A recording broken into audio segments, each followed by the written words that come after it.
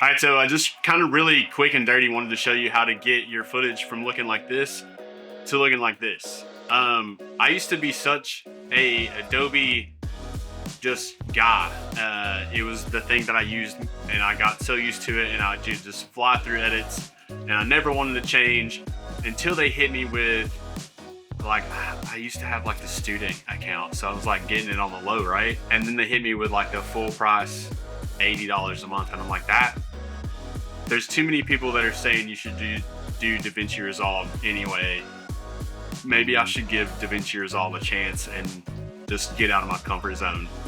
And it's like one of literally the best decisions I've ever made. DaVinci Resolve is so superior in color management, color grading, just the entire process. And I'm not saying I'm the greatest colorist in the world, but it is so much easier to like make footage look so just crispy and just delicious in DaVinci Resolve than it was in Adobe. I thought today would be a good day for me to show you how I've been color grading my vlogs, and it's just like, it's something I can knock out in like 10 minutes or less now. I have never used this over here before, and I really, really dig that angle. That looks dope. Maybe.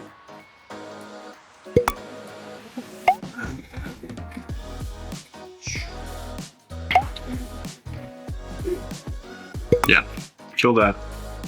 This goes down some. Too much. Yes, I'm keeping it because we're taking too much time.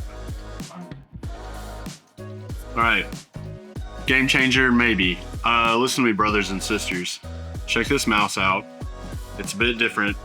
You guide like this, right? So it's not so much weight on your wrist.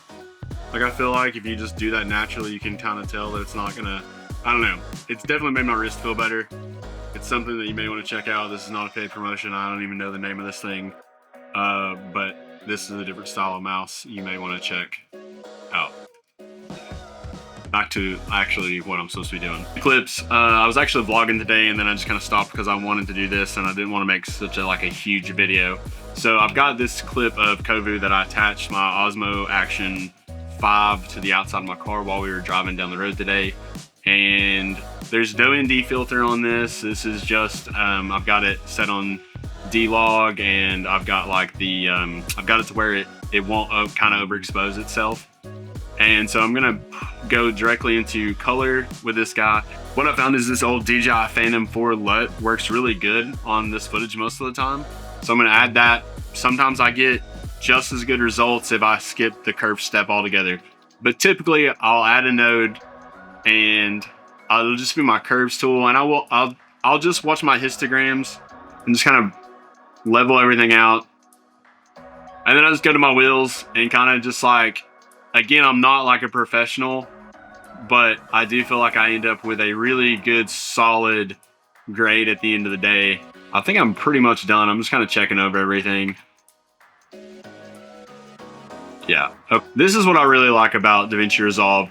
This film look creator does some of the most attractive work that I've seen for you. And it's not necessarily like I believe that people think this is on film, but I'm just like, I really like giving things texture. Not everything has to be so crispy and clean, and just like, I just feel like if you give it a little texture, it just brings it to life a little more.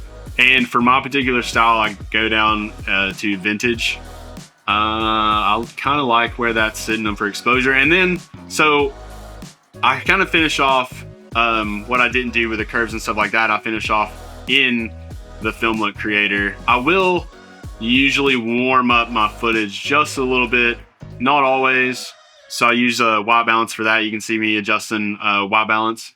So I do usually keep my halation enabled. I usually keep it about 76, 69, 76, somewhere around in there. Just depending on the footage, really. I treat it like sprinkles. You don't need it freaking everywhere. I used to do that a lot and used to think that everything looked like it needed an outline. I tend to not do that anymore. We don't want the flicker on. We don't want gate weave on. And we leave film gate off. So that is pretty much how I would play that out.